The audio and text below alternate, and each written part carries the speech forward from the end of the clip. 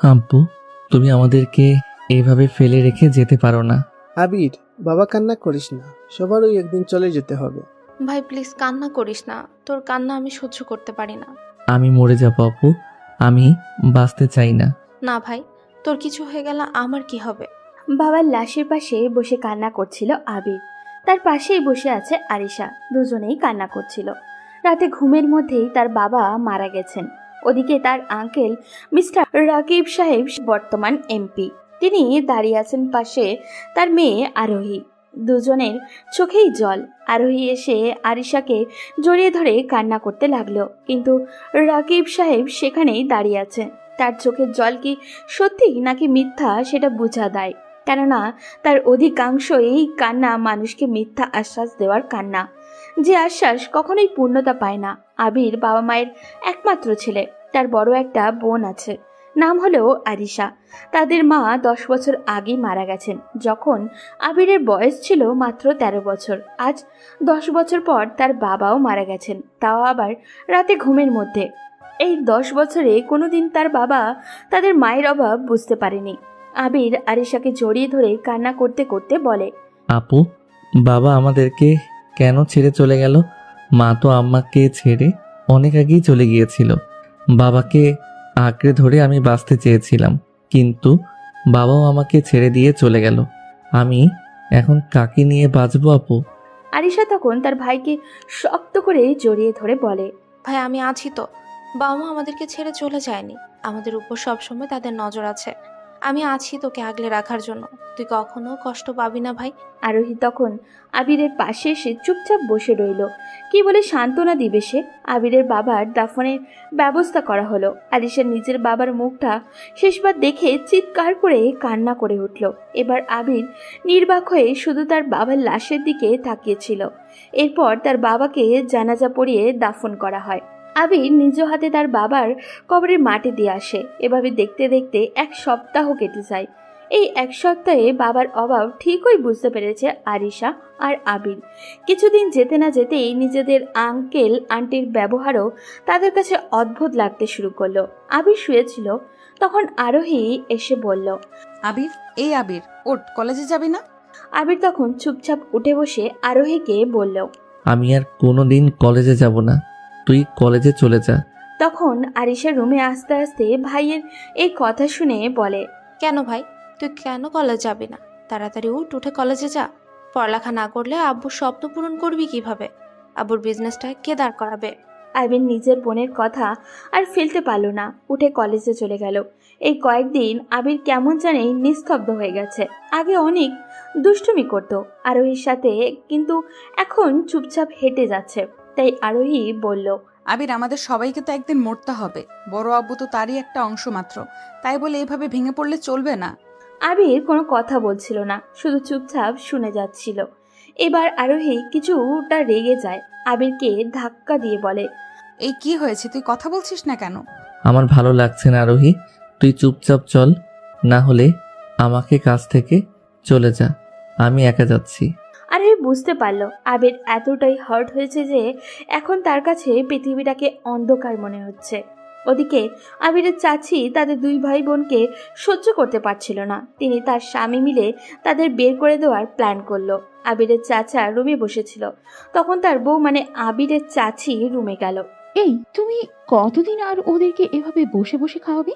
এটা কি কোনো এতিমখানা যে সবাইকে ফ্রিতে খাইয়ে যাবে? তখন আবিরের চাচা মুচকি হেসে বলে, এখনো ওরা ওদের বাবার মৃত্যুর সুখ সয়ে উঠতে পারেনি। এর মধ্যে ওদের এত বড় ধাক্কা দিলে সব শেষ হয়ে যাবে। এর চেয়ে বরং এক কাজ করি, আরও 2-3টা দিন ওয়েট করি, এরপর ওদেরকে বাড়ি থেকে বের করে দিব। ওদের বাড়ি থেকে বের করে দাও তাড়াতাড়ি। আমি আর এসব জ্বালাতন সহ্য করতে পারছি না। আমার এতদিনের স্বপ্ন পূরণ হতে যাচ্ছে। ভাইয়ের সম্পত্তি সব আমার নামে করে নিয়েছি।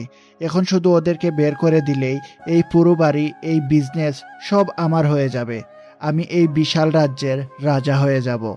আর আমি সব সেই রাজ্যের রানী।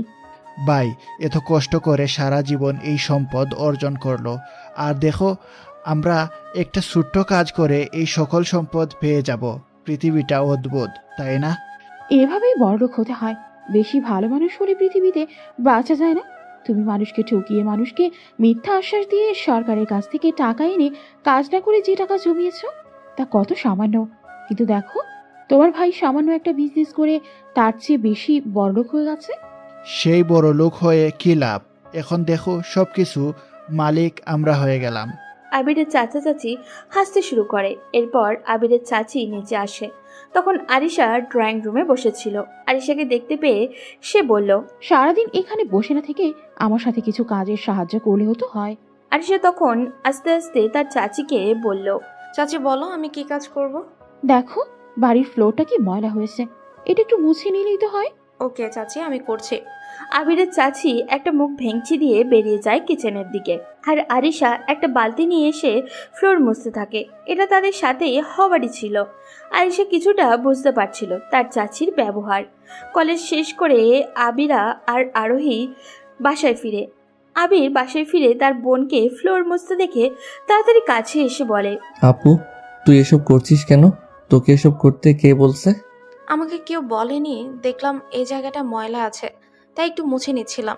খবরদার, তুই এরকম কাজ আর করবি না। তুই কোনোদিন এরকম কাজ করেছিস যে আজ করছিস? ওকে আমি করতে বলছি, সারাদিন বসে বসে কাটায় হাত পায়ে ঝং ধরে যাবে। বলতে বলতে কিচেন থেকে বেরিয়ে আসে আবিরের চাচি। আবির তখন রাগী সুরে তার চাচিকে বলে, আমি যেন আর কোনোদিন আমার বোনকে দিয়ে কোনো কাজ করাতে না দেখি, না হলে খুব খারাপ হয়ে যাবে। আবিরের চাচি আবিরের কথায় ভীষণ রেগে যায়। রেগে গিয়ে আবিরকে একটা থাপ্পড় দিয়ে বলে, বাবা আদর দিয়ে দিয়ে বেশি বেয়াদব করে দিয়েছে, তাই না? আবির গায়ে হাত দিয়ে দাঁড়িয়ে থাকে। জীবনে কোনোদিন তার বাবা তার গায়ে হাত তোলেনি। আজ বাবা মারা যাওয়ার পর 1 সপ্তাহ পার হলো না তার চাচি তাকে মারল। আবির আর কোনো কথা না বলে নিচের রুমে চলে গেল। তখন আবিরের চাচি মুখ ভেঙচি দিয়ে আরিশাকে বলে, ভাইরা কিন্তু একটু আদব কায়দা শেখালেও পারো। কিরকম বেয়াদব হয়েছে দেখেছো? তাড়াতাড়ি কাজ শেষ করো, আরো অনেক কাজ বাকি আছে। আর সে তখন চুপচাপ সব কাজ করছিল। ওদিকে আবির রুমে বসে নীরবে কান্না করছিল। বিকেলে আবিরের চাচা আসলো। আবিরের নামে তার কাছে বিচার দেয় তার চাচি। চাচা তখন আবিরকে অনেক বকাবকি করেছে। আবির সারাদিনে একটা বারও রুম থেকে বের হয়নি। রাতে সকল কাজকর্ম শেষে আরিশা ভাইয়ের জন্য খাবার নিয়ে রুমে যায়। গিয়ে দেখে আবির বাবা মায়ের ছবি জড়িয়ে ধরে শুয়ে আছে, হয়তো ঘুমিয়ে গেছে। আরিশা ভাইয়ের কাছে গিয়ে বসলো।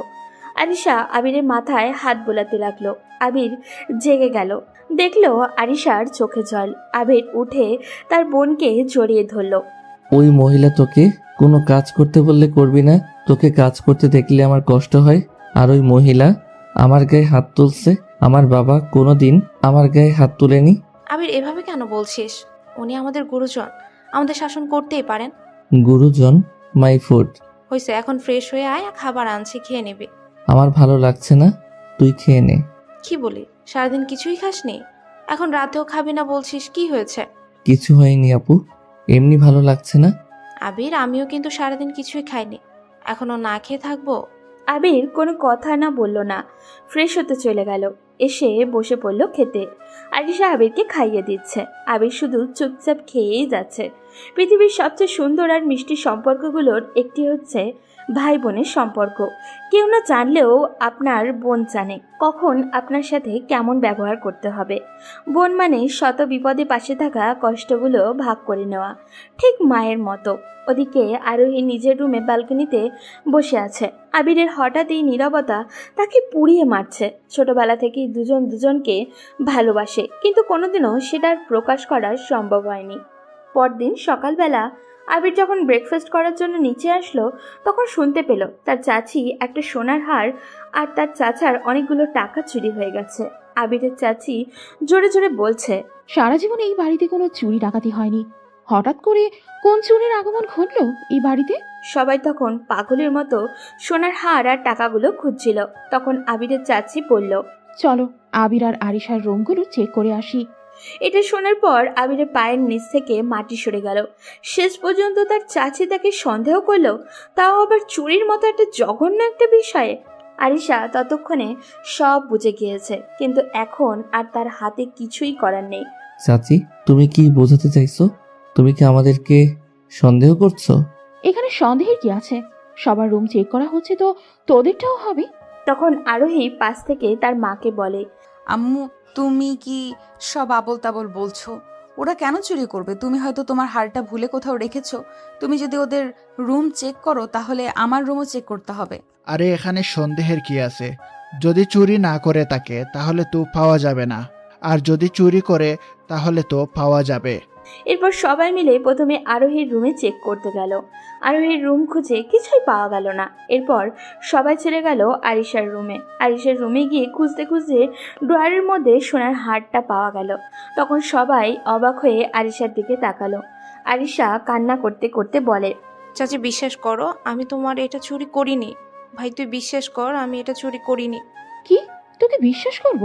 চুরি কথাকার, না জানি কত কিছু চুরি করে এখানে ভরে রেখেছিস। তখন আবির চিৎকার দিয়ে বলে, চুপ করুন, খবরদার। আমার বোনের ব্যাপারে আর কোনো বাজে কথা বললে আমি সবাইকে এখানেই জ্যান্ত পুঁতে দেব। বোন, আমি বিশ্বাস করি তুই এটা করতে পারিস না। চোরের মায়ের আবার বড় গলা। তাড়াতাড়ি আসো, ওর রুমটা চেক করি, না জানি কত টাকা চুরি করেছে। এরপর সবাই আবিরের রুমে চলে গেল। আবিরের রুমের বিছানার নিচে প্রায় 6 লক্ষ টাকা পাওয়া গেল।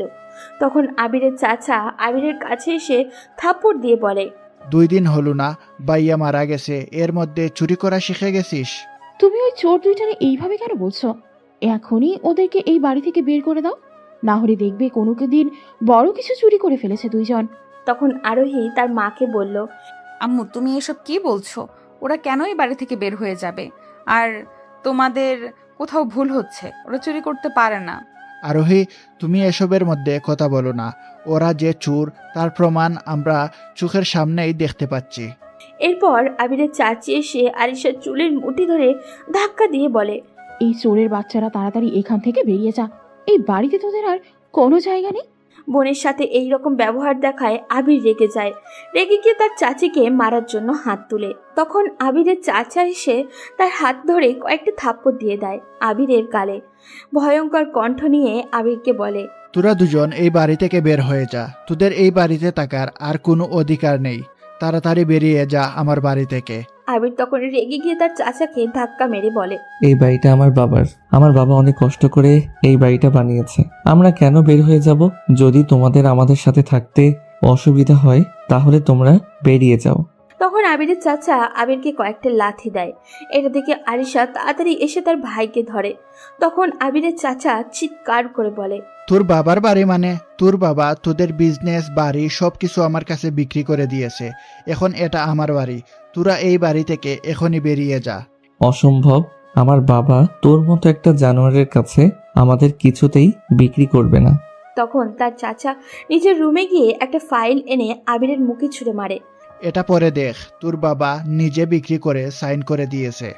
আবির ফাইলটা নিয়ে খুলে দেখলো এতে তার বাবার সাইন আছে। আবির কি করবে বুঝে উঠতে পারছিল না। তখন আরিশা এসে আবিরের হাত থেকে ফাইলটা নিয়ে দেখলো। সেও হতবাক হয়ে গেছে এটা দেখে। তখন তার কি করবে? সত্যি কি তাদের বাবা সব বিক্রি করে দিয়েছে, নাকি সব সাজানো প্ল্যান? এর মধ্যেই আবিরের চাচা এসে তাকে ধাক্কা দিয়ে বলে, কি হয়েছে চোরের বাচ্চারা? এখনো এখানে দাঁড়িয়ে কি দেখছিস? তাড়াতাড়ি আমার বাড়ি থেকে বেরিয়ে যা, আর এক মুহূর্ত এখানে দাঁড়ালে গাড় ধাক্কা দিয়ে বের করে দেব। আবির তখন রেগে এগিয়ে যাবে, তার আগেই আরিশা তখন আবিরকে ধরে বাড়ি থেকে বের হয়ে যায়। কিন্তু কোথায় যাবে তারা? তেমন কোনো আত্মীয় স্বজন নেই যারা তাদেরকে একটু আশ্রয় দিতে পারে। আবির তো প্রায় বেহুশি হয়ে যাচ্ছিল, কিন্তু আরিশা শক্ত হয়ে তার ভাইকে সান্ত্বনা দিতে থাকে। আরিশা ফোন বের করে তার বান্ধবী রিয়াকে কল করে। রিয়া আরিশার কল থেকে তাড়াতাড়ি ফোন করে ধরে বলে, আরে দোস্ত, তুই এতদিন পর কি মনে করে? দোস্ত, অনেক বড় একটা বিপদে পড়েছে, তুই প্লিজ আমাদেরকে একটু হেল্প কর। কি বলিস? তোরা বিপদে পড়েছিস মানে? কোথায় তোরা? দোস্ত, এখন একবার কলেজের এখানে আসতে পারবি? তুই 5 মিনিট ওয়েট কর, আমি এখনই আসছি। সঙ্গে সঙ্গে রিয়া তাদের গাড়ি নিয়ে বেরিয়ে পড়ে। কলেজের কাছে আসতেই আরিশা আর আবিরকে দেখতে পায়। আবির কোনো কথা বলছে না, শুধু চুপচাপ দাঁড়িয়েছিল। তখন আরিশা রিয়াকে সব কিছু বলে। রিয়া পুরো ঘটনা শুনে অবাকের চরম পর্যায়ে পৌঁছে যায়। ও মাই গড, তোদের সাথে এত কিছু হয়ে গেছে, এখন তোরা কি করবি? কিছু করার নেই দোস্ত, এভাবে রাস্তায় রাস্তায় ঘুরবো। বলিস কি দোস্ত? আমার বাসা তো ফাঁকা, আব্বু আম্মু সবাই লন্ডনে থাকে, আমি একা বাসায় আছি। তোরা আমার বাসায় আয়। না দোস্ত, আমরা গিয়ে তোকে ঝামেলায় ফেলতে চাই না। আরে কিসের ঝামেলা, চল তো। আর আমি থাকতে তুই রাস্তায় ঘুরবি, এটা হতেই পারে না। বলে রিয়া আরিশার কথা আবিরকে টানতে টানতে নিজের বাসায় নিয়ে আসে। ওদিকে আবির আর আরিশা বেরিয়ে যাওয়ায় আরোহী কান্না করতে থাকে। আরোহীর মা আরোহীর কাছে গিয়ে বিরক্ত হয়ে বলে, আরোহী, তুই কান্না করছিস কেন? এখন তুই হলি এই বিশাল সাম্রাজ্যের রাজকন্যা। তুই একাই এখানে রাজত্ব করবি। আমার এসব কিছুই লাগবে না। আমার আবিরকে আর আপুকে এনে দাও। তাদের ছাড়া আমি থাকতে পারবো না। কি বলে তোমার মেয়ে, শুনেছ? আমরা এত কষ্ট করে ওদেরকে বাড়ি থেকে বের করলাম, আর ও কিনা ওদেরকে আবার বাসায় আনার প্ল্যান করছে। আরোহীর বাবা আরোহীর দিকে অদ্ভুত চোখে তাকালো। আরোহী তখন চিৎকার করে বলল, এসব কিছু কি তাহলে তোমাদের প্ল্যান ছিল? তোমরা কি প্ল্যান করে ওদেরকে বাসা থেকে বের করে দিয়েছো? তখন আরোহীর মা তোতলাতে তোতলাতে বলল, কেন? আমরা ওদের কেন বের করে দেব? ওরা দোষ করেছে, তাই শাস্তি পেয়েছে। তার মানে কি আমি কোনো দিন এরকম কাজ করলে আমাকেও তোমরা বের করে দিবে? ওদের সাথে তোর তুলনা করছিস কেন? তুই আমাদের মেয়ে। ওরা কি তোমাদের ছেলেমেয়ের মতো না? আঙ্কেল তো সারা জীবন আব্বুকে টাকা পয়সা দিয়ে হেল্প করে এসেছে, আর তোমরা এক সপ্তাহ ওদেরকে খাওয়াতে পারলে না? ছি, তোমাদের বাবা মা বলতে আমার ঘৃণা হচ্ছে। আরোহীর মা তখন আরোহীকে একটা থাপ্পড় দিয়ে রুমে পাঠিয়ে দিল। আরোহী কান্না করতে করতে নিজের রুমে চলে গেল। মেয়ের কাণ্ড দেখেছো? আমরা এত কষ্ট করে এত প্ল্যান করে ওদেরকে বাসা থেকে বের করলাম, তোমার আদরে আরোহী এরকম হয়েছে। আরে এত চিন্তা করার কিছু নেই। 2-1 দিন গেলে সবকিছু ঠিক হয়ে যাবে। হলেই ভালো, না হলে ওকে আমি ঘরে বন্দি করে রাখবো। ওদিকে আবির খাওয়া দাওয়া বন্ধ করে দিয়েছে। এটা দেখে রিয়া আর আরিশা চিন্তায় পড়ে গেছে। আরিশা তার ভাইয়ের কাছে গিয়ে বলে, আবির ভাই উঠ প্লিজ, এমন করলে চলবে না, আমাদেরকে শক্ত হতে হবে। আমার সব শক্তি চলে গেছে আপু। আমার পক্ষে আর এই নশ্বর পৃথিবীতে বেঁচে থাকা সম্ভব নয়।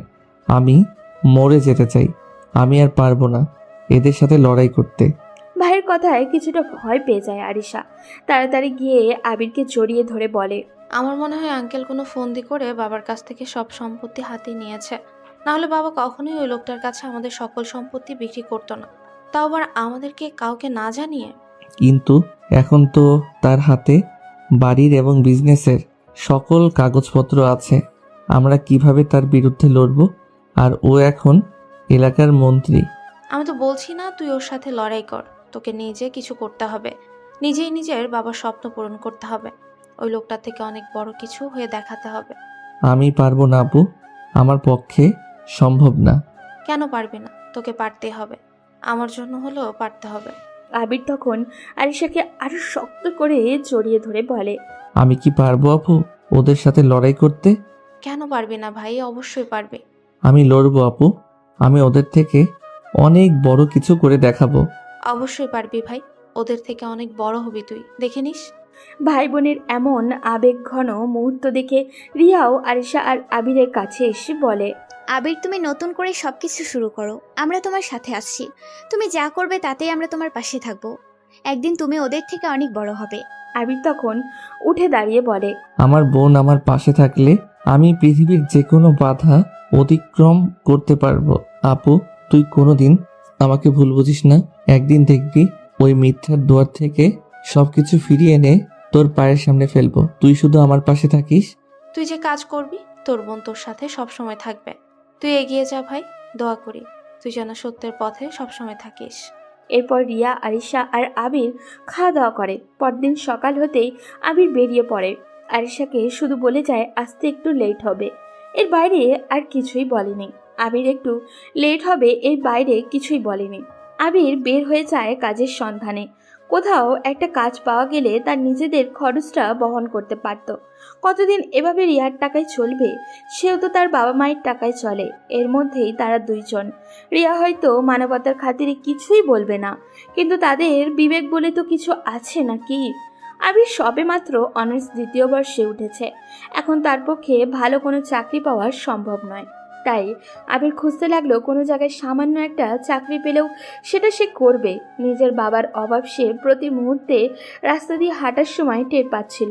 যে আবির কোনোদিন গাড়ি ছাড়া চলাফেরা করেনি, আজ তার পকেটে রিক্সা ভাড়া দেওয়ার মতো টাকা নেই। আবির সারাদিন ঘুরে নিরাশ হয়ে সন্ধ্যায় বাসার দিকে রওনা দেয়। ওদিকে আরিশা আর রিয়া চিন্তায় বারবার কল দিচ্ছিল আবিরকে, কিন্তু আবির ফোন ধরছিল না। চিন্তায় আরিশা খাওয়া দাওয়া বন্ধ করে দিয়েছিল। রিয়া, আমার ভাইটা কই গেল রে? এভাবে তো কখনো আমাকে না বলে কোথাও যায় না, তাহলে আজ কেন আসছে না? সন্ধে হয়ে গেল। তুই কোনো টেনশন করিস না, ও তো বলে গেল তার ফিরতে একটু লেট হবে। তাহলে কেন এরকম করছিস? দেখবি একটু পরে ফিরে আসবে। সত্যি প্রায় 20 মিনিট পর দরজায় কেউ নক করলো। আরিশা দৌড়ে দরজা খুলে আবিরকে দেখে চাপটে জড়িয়ে ধরলো। এতক্ষণ কোথায় ছিলে আবির? আমি কত টেনশন করছিলাম। সে সকালে বেরিয়ে গেছিলে আর এখন ফিরে আসছিস। সারাদিন কোথায় ছিলে? আপু, তুমি এত টেনশন করছো কেন? আমি একটা কাজে বাইরে গিয়েছিলাম। আচ্ছা, পরে কথা শুনবি, এখন চল। ও হয়তো সারাদিন কিছু খায়নি। আগে চল, খেয়ে নিবি, তারপর কথা বলবি। এরপর রিয়া আবির আর আরিশাকে খেয়ে নিতে বলে। খাওয়া দাওয়া করে আবির নিজের রুমে গিয়ে বসেছিল। কি করবে কিছুই বুঝে উঠতে পারছিল না। অনেক হাঁটাহাঁটি করার পরেও কোনো চাকরি ম্যানেজ করতে পারল না। তখন আরিশা রুমে এসে আবিরকে এভাবে বসে থাকতে দেখে জিজ্ঞাসা করলো, ভাই, তুই কি নিয়ে এত টেনশন করছিস? কিছু না আপু। আমি না তোর বোন? তাহলে কেন আমাকে তোর সবকিছু খুলে বলছিস না? কি হয়েছে তোর? আবির তখন আরিশার কাছে এসে বলে, আপু, আমি আজ সারাদিন অনেক অফিসে গিয়েছি, কিন্তু কোথাও কেউ আমাকে একটা চাকরি দেয়নি। আবিরের কথা শুনে আরিশা অবাক হয়ে আবিরকে জড়িয়ে ধরে কান্না করতে করতে বলে, আবির, তুই সারাদিন চাকরির জন্য দৌড়াদৌড়ি করেছিলে? চাকরি না করলে তোকে খাওয়াবো কি? আরিশা তখন আবিরকে কপালে একটা চুমু দিয়ে বলে, আমার ভাইটা কত বড় হয়ে গেছে। তোকে কে বললো চাকরি খুঁজতে যেতে? কয়েকদিন পর গেলেও তো চলতো। এখনো তো তোর পড়ালেখা বাকি। তখন রিয়া রুমে এসে আরিশা আর আবিরকে দেখতে পায়। রিয়া আবিরের থেকে 3 বছরে আরিশার সাথে অনেকদিন একসাথে লেখাপড়া করেছে। লেখাপড়ার সময় থেকে রিয়া আবিরকে ভালোবাসতো, কিন্তু কখনো বলা হয়নি, কেননা আবির তার থেকে জুনিয়র। ছেলের কথাবার্তা, স্টাইল আর চেহারা সবকিছুই মুগ্ধ করতো রিয়াকে। আবির এভাবে কষ্ট পেতে দেখে রিয়ার মনেও জ্বালা করছিল। সে আবিরের কাছে এসে বলে, আবির, তোমাকে কে বলেছে চাকরি খুঁজে যেতে? আমার বাসায় এসেছো, আমার কি টাকা পয়সার অভাব আছে? এভাবে সারাদিন না খেয়ে ঘুরে বেড়ালে কেন? তুমি সারা জীবন এখানে থাকলেও আমাদের কোনো অসুবিধা হবে না। আমি নিজে কিছু করতে চাই, নিজের পায়ে দাঁড়াতে চাই। আমি জানি আমরা 2 ভাই বোন সারা জীবন তোমার কাছে থাকলেও তুমি আমাদেরকে তাড়িয়ে দিবে না, কিন্তু এতে করে আমার নিজের কিছু করা হবে না। আমি নিজে কিছু করব, ওই লোকটাকে আমি নিজের হাতে শাস্তি দেব। আরিশা তখন আবিরের মাথায় হাত বুলিয়ে বলে, যা করবি খুব ভেবেচিন্তে করবি। আগে সবকিছু মানিয়ে নেয়, এরপর চাকরি করবি। এরপর আবির শুয়ে পড়ে। আরিশা আর রিয়াও বেরিয়ে যায়। ওদিকে আবিরের যাওয়ার পর থেকে ঠিকমতো খাওয়া দাওয়া করে না আরোহী। সারাদিন নিজ রুমে শুয়ে থাকে। ওদিকে সব দেখে রাগে জ্বলে মরছে আরোহীর মা। রাতের বেলা আরোহী আবিরের একটা ছবি নিয়ে ব্যালকনিতে দাঁড়িয়েছিল। আবির, তুই কি করে পারলি আমাকে এভাবে ছেড়ে যেতে? তোর কি একবারও মনে হয়নি আমার কথা? আর তোকে দোষ দিয়ে লাভ কি? সবকিছু হয়েছে আমারই বাবা মায়ের জন্য। তুই প্লিজ ফিরে আয় না আমার বুকে। তোকে ছাড়া প্রতিটা মুহূর্ত আমার নিঃস্ব লাগে। এরপর আরোহী ব্যালকনিতে দাঁড়িয়ে আকাশের দিকে কান্না করতে থাকে। ওদিকে রাতের বেলা শুয়ে ঘুম আসছিল না আবিরের। বারবার আরোহীর কথা চিন্তা করছিল। চোখ বন্ধ করলেই আরোহীর সেই দুষ্টু মিষ্টি হাসি মুখটা নিজের চোখের সামনেই ভেসে উঠছিল। তখন সে বিড়বিড় করে বলে উঠল, আরোহী, তোর কি আমার কথা মনে পড়ে? আমার কথা কি তুই ভাবিস? মনে হয় ভাবিস না। তুই তোর বাবা মায়ের মতো আমার কাছ থেকে সবকিছু কেড়ে নিয়েছিস। তোর বাবা যেরকম আমার কাছ থেকে আমার বাবার সকল সম্পত্তি কেড়ে নিয়েছে, ঠিক সেরকম ভাবেই তুই আমার কাছ থেকে আমার হৃদয়টা কেড়ে নিয়েছিস। আমার হৃদয়ের গহীনে তোকে যে জায়গা দিয়ে ফেলেছি, সেই জায়গা আর কেউ দখল করতে পারবে না। কিন্তু কি করব বল, তোকে ছাড়া থাকতে যে আমারও অনেক কষ্ট হয়। আমার যে ওই বাড়িতে আর কোনো অধিকার নেই। তোর বাবা আমার সবকিছু কেড়ে নিয়েছে, আমাকে নিঃস্ব করে দিয়েছে। আবির এসব ভাবছিল। তখনই মনে হলো আরোহী হয়তো তার বাবার সাথে পরিবর্তিত হয়ে গেছে। তাই সে হুঙ্কার দিয়ে বলল, না না, আমার সাথে ওই মেয়ের কোনো সম্পর্ক হতেই পারে না। ওর বাবা একটা গুন্ডা, একটা মিথ্যাবাদী। আমার বাবার মতো হাজারো গরিব মানুষের সম্পদ আত্মসাৎ করেছে। ওর সাথে আমার কোনো সম্পর্ক হতে পারে না। এইসব ভাবছিল আর সে কান্না করছিল। একসময় কান্না করতে করতে কখন যে ঘুমিয়ে গেছে খেয়ালই নেই। সকাল হতেই আরোহীর মা আরোহীকে টেনে নিচে নিয়ে এসে তার বাবার সামনে দাঁড় করায়। রাগী গলায় তার বাবাকে বলে, এই দেখো তোমার মেয়ের কাণ্ড। ওই ছেলে মেয়ের জন্য নিজে না খাওয়া ছেড়ে দিয়ে বসে আছে। আরোহীর বাবা তখন আরোহীর মাকে বলে, ওকে এভাবে টানছো কেন? বললাম না 2-1 দিন গেলে সব কিছু ঠিক হয়ে যাবে। আর আরোহী তো আমার মেয়ে, ও আমার কথাই শুনবে। কি বলিস মা? তুমি ভুল বললে বাবা, আমি তোমার কথা কখনোই শুনবো না। তুমি আগে আমার আবিরকে আর আপুকে এনে দাও, না হলে আমি কিছুই খাবো না। ওই ছেলেটার জন্য এত পাগল হয়ে গেছিস কেন? কি হয় ওই ছেলেটা তোর? আমি আবিরকে ভালোবাসি বাবা। কথাটা বলেই আরোহীর বাবা আরো কয়েকটা থাপ্পড় দিয়ে আরোহীর গালে। আরোহী তখন চিৎকার দিয়ে বলে, মারো মারো, মেরে ফেলো আমাকে, তবুও আমি বলবো আমি আবিরকে ভালোবাসি, আর বিয়ে করলে ওকেই করব। যতদিন না পর্যন্ত তোমরা ওদেরকে এই বাড়িতে নিয়ে আসবে ততদিন পর্যন্ত আমি কিছুই খাবো না। দরকার হয় আমাকে এখনই মেরে ফেলো। আরোহী, শেষবারের মতো বলছি, ওই ছেলেটাকে তুমি ভুলে যাও, না হলে তোমার জন্য গুর বিপদ অপেক্ষা করছে। আরোহীর মা তখন আরোহীর কাছে এসে বলে, দেখ মা, তুই যেটা বলছিস সেটা কোনোদিনও সম্ভব নয়। ওই ছেলেটাকে আমাদের পক্ষে মেনে নেওয়া কখনোই সম্ভব নয়। তাই ওকে তুই ভুলে যা। ওর থেকে অনেক ভালো ছেলে তুই পাবি। অনেক বড় বড় শিল্পপতির ছেলে তোর জন্য পাগল। ওদের সাথে তোর বিয়ে দেব। তোমরা শুধু দুজন জঘন্য বাবা মাই নও, তোমরা হচ্ছ লোভী, যারা শুধু টাকার কথা চিন্তা করো। টাকার কথা চিন্তা করে আমাকে শিল্পপতির ছেলের সাথে বিয়ে দিয়ে তোমাদের টাকার একটা রাস্তা বানাতে চাইছো। কিন্তু তোমরাও শুনে রাখো, আমি যদি বিয়ে করি তাহলে আবিরকেই করব। আবির ছাড়া এই পৃথিবীর কোনো ছেলেকে আমি বিয়ে করব না। দাঁড়া, তোর বিয়ে করার শখ আমি মেটাচ্ছি। আরোহীর মা আরোহীর গালে কয়েকটা থাপ্পড় দিয়ে দেয়। তখন আরোহীর বাবা তার মাকে আটকিয়ে বলে, এভাবে বললেও কথা শুনবে না। ওর সাথে ও যেরকম চায় সেই রকম কথা বলতে হবে। ওই যে ছেলেটা আছে, ওই ছেলেটাকেই আমি খুন করে দিব। তখন না থাকবে ওই আবির, আর না তোমার মেয়ে কোনো ঝামেলা করবে। আরোহী তার বাবার কথায় চিৎকার করে কান্না করে ওঠে। তুমি এটা কিছুতেই করতে পারো না বাবা। তোমাদের মনে কি একটু দয়া মায়া নেই? যার দয়ায় তোমরা এত দূর আসলে, তার সকল সম্পত্তি কেড়ে নিয়ে তার ছেলে মেয়েকে বাসা থেকে তাড়িয়ে দিয়ে তবুও তোমরা শান্ত হওনি। এখন তুমি ওদেরকে খুন করে সবকিছু শেষ করে দিতে চাইছো। এত জঘন্য মানুষের ঘরে আমি কিভাবে জন্ম নিলাম? আমার তো এই পরিবারের মেয়ে বলতে ঘৃণা হচ্ছে। আরোহীর বাবা তখন চিৎকার করে হাসতে হাসতে বলে, আমি এরকমই ভয়ঙ্কর। যদি তুই ওই আবিরকে ভুলে না যাস, তাহলে আমার আরো ভয়ঙ্কর রূপটা তুই দেখতে পাবি। তখন বুঝবি এই রাকিব চৌধুরী কি জিনিস। আরোহী তখন তার বাবার পায়ে ধরে বলে, বাবা, আমি তোমার পায়ে ধরছি, তুমি প্লিজ আবিরের কিছু করো না। ওকে ছাড়া আমি বাঁচতে পারবো না বাবা। ওর কিছু হলে আমি নিজেকে ক্ষমা করতে পারবো না। তুমি যা বলবে আমি তাই করব, তবু তুমি প্লিজ আবিরকে কিছু করো না। দেখছো আরোহীর মা, ওকে বুঝিয়ে কোনো লাভ হয়নি। যখনই আসল ডোজ দিলাম, দেখছো কিরকম সোজা হয়ে গেছে। আরোহীর বাবা মা তখন হাসতে থাকে নিজের মেয়ের অবস্থা দেখে। তুই যদি আমাদের কথা না শুনিস, তাহলে ওই ছেলেকে আমি খুন করব। এখন যা বলছি মনোযোগ দিয়ে শুন। ঠিক মতো খাওয়া দাওয়া করবি। আর আমি আমার এক শিল্পপতি বন্ধুর ছেলের সাথে তোর বিয়ে ঠিক করেছি। ওর সাথেই তোর বিয়ে হবে। আরোহীর বাবা হুঙ্কার দিয়ে হাসতে থাকে। ওদিকে আরোহী মনে মনে ঠিক করেই নিয়েছে, যেই দিন তাকে আবির ব্যতীত অন্য কোনো ছেলের সাথে বিয়ে দেওয়া হবে, সেই দিনই সে আত্মহত্যা করবে। আরোহী তখন তার বাবার কথা মতো ব্রেকফাস্ট করে ওপরে চলে যায়। গিয়ে রুমে গিয়ে চিৎকার করে কান্না করতে থাকে। ওদিকে সকাল থেকেই আবিরের মাথায় নানান চিন্তা এসে ভর করছে। আবির কি করবে বুঝে উঠতে পারছিল না। চাকরির বদলে যদি ব্যবসা করতে চায়, তাহলে তো অনেকটা টাকার পুঁজির প্রয়োজন, কিন্তু তার কাছে একটা কানা করিও নেই। তখন আরিশা আবিরের রুমে আসলো।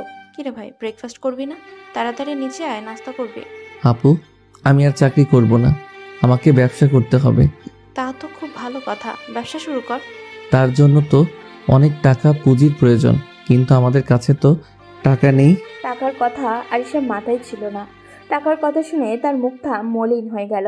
তার কাছেও কোনো টাকা নেই, তাহলে কিভাবে ব্যবসা শুরু করবে আবির? আরিশা নিজের গলায় হাত দিয়ে দেখলো তার বাবার দেওয়া বেশ দামি একটা চেইন আছে, যেটা বিক্রি করলে ভালো পরিমাণ টাকা পাওয়া যাবে, যা দিয়ে আবির ভালো মতোই ছোটোখাটো একটা ব্যবসা শুরু করতে পারবে। তখন আরিশা আবিরকে সান্ত্বনা দিয়ে বলে, ভাই তুই কোনো চিন্তা করিস না, টাকার ব্যবস্থা হয়ে যাবে। তুই শুধু চিন্তা কর কি ব্যবসা করবি। কিন্তু তুই এত টাকা কিভাবে ম্যানেজ করবি?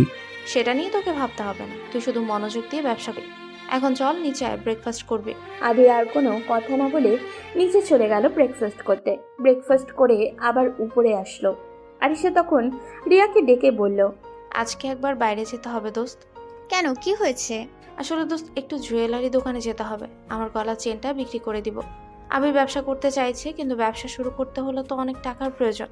তোর মাথা ঠিক আছে? তুই কি বলতে চাচ্ছিস? এটা আঙ্কেল তোকে কত শখ করে এনে দিয়েছিল, আর তুই সেটা বিক্রি করে দিবি? টাকা দরকার হলে আমি দেব। না দোস্ত, এটা হয় না। আর আবিরও তোর দেয়া টাকা নিবে না। এর চেয়ে ভালো চল এটা বিক্রি করে দিই। আচ্ছা, তুই যখন এটা বিক্রি করবি তাহলে আমার কাছে বিক্রি করে দে। এটার বিনিময়ে আমি তোকে টাকা দিয়ে দিচ্ছি। তুই যেদিন টাকা ফিরিয়ে দিবি সেদিন এটা ফেরত দিয়ে দেব। আরিশা গিয়ে রিয়াকে জড়িয়ে ধরে বলে, তুই সত্যি আমার বেস্ট ফ্রেন্ড রে। হয়েছে, আর ঢং করতে হবে না, এখন চল। এরপর রিয়া গিয়ে তার ড্রয়ার থেকে 5 লক্ষ টাকা এনে আরিশাকে দেয়। আরিশা তখন তার গলার চেনটা খুলে রিয়াকে দিতে গেলে রিয়া আটকে দেয়। এই, কি করছিস? তোর গলার চেনটা খুলছিস কেন? এটা তো তোর এখন। এটা আমার, কিন্তু এটা আমি আমার বান্ধবীকে দিয়েছি পরার জন্য। না না দোস্ত, এটা তুই কিনে নিয়েছিস, তুই নিয়ে যা। বললাম না তোর কাছে রাখ। কলেজ লাইফে মনে নেই তোর কত জিনিস এনে আমি দিনের পর দিন রাখছি? যেদিন আবির সব টাকা পরিশোধ করে দেবে সেদিন এটা তোর হয়ে যাবে। এর আগে তুই ফ্রেন্ড হিসেবে এটা তোর কাছে রাখ। আর তোর গলায় চেন না দেখলে আবির অনেক কষ্ট পাবে। আরিশা তখন রিয়াকে জড়িয়ে ধরে বলে, দোস্ত তুই আমাদের জন্য এত করছিস, কিন্তু আমরা তোর জন্য কিছুই করতে পারছি না। তোর এই ঋণ আমি কিভাবে শোধ করব? যেদিন আবির অনেক টাকা ইনকাম করবে সেদিন তোর কাছে আমি বড় কিছু একটা চাইবো, সেদিন কিন্তু না করতে পারবি না। তুই কি এমন চাইবি? তোর জন্য নিজের জীবন দিতেও আমি দ্বিধা করব না। রিয়া মনে মনে ভাবতে থাকে, আমি তো চাইবো তোর এই ভাইটাকে সারা জীবনের জন্য আমার করে নিতে। তুই কি দিবি আমাকে তোর ভাইটাকে সারা জীবনের জন্য? দোস্ত কি এত ভাবছিস? আরে কিছু না, এমনি বললাম। এখন তুই যা, গিয়ে এই টাকাটা আবিরকে দে। এরপর আরিশা হাসি মুখে আবিরের কাছে যায়, গিয়ে আবিরকে টাকাটা দেয়। আবির তখন টাকাটা হাতে নিয়ে আরিশাকে জিজ্ঞাসা করে, আপু, তুই এত টাকা কোথায় পেলি? কেন, রিয়া দিয়েছে। তুই কেন ওনার কাছ থেকে টাকাগুলো আনতে গেলি? উনি আমাদের জন্য এত কিছু করেছে, এটাই তো অনেক। আমি আনতে চাইনি রে, ও জোর করে দিয়েছে। তুই এই টাকাটা ফিরিয়ে দিয়ে আয়। কে আমার টাকা ফিরিয়ে দিবে? খুন করে দিব তাকে। রুমে ঢুকতে ঢুকতে কথাটা বলল রিয়া। আবির নীরব হয়ে দাঁড়িয়েছিল।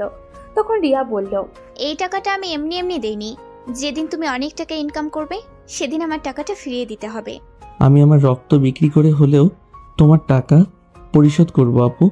বলে আবির রিয়াকে জড়িয়ে ধরে। রিয়া যেন বিদ্যুতের শক খেল। এই প্রথম তার প্রিয় মানুষটা তাকে জড়িয়ে ধরল। রিয়া বিমোহিত হয়ে আবিরের স্পর্শ অনুভব করছিল। তখন আবির রিয়াকে ছেড়ে দিয়ে সোফায় বসে বলে, আচ্ছা আপু, আমি কি ব্যবসা করব? এই ছেলে বলে কি? এতক্ষণ বললো ব্যবসা করবে, এখন কি ব্যবসা করবে সেটাও আমাদেরকে বলে দিতে হবে? আমার তো কিছুই মাথায় আসছে না। অনেকগুলো জিনিস মাথায় ঘুরপাক খাচ্ছে, কিন্তু কোনোটাই শিওর হতে পারছি না। তা তোমার মাথায় কি কি আসছে বলো, আমি আর আরিশা মিলে সিলেক্ট করে দিব। যেহেতু আমার পুঁজি খুব সামান্য, তাই রেস্টুরেন্ট ব্যবসা অথবা ছোটখাটো কাপড়ের ব্যবসা করা ছাড়া তো কোনো উপায় নেই। তুমি বরং রেস্টুরেন্টে ব্যবসাটাই করো, মাঝে মাঝে আমি আর আরিশা গিয়ে তোমার রেস্টুরেন্টে খেয়ে আসবো। বলেই হাসতে শুরু করলো রিয়া। আমারও তাই মনে হয় ভাই, এখন রেস্টুরেন্টের ব্যবসাটা তোর জন্য ভালো হবে। তোমরা যখন বলছো রেস্টুরেন্ট ব্যবসা, তখন আমি রেস্টুরেন্ট ব্যবসাটাই করব। ওকে, তাহলে শুরু করে দাও আজকে থেকে।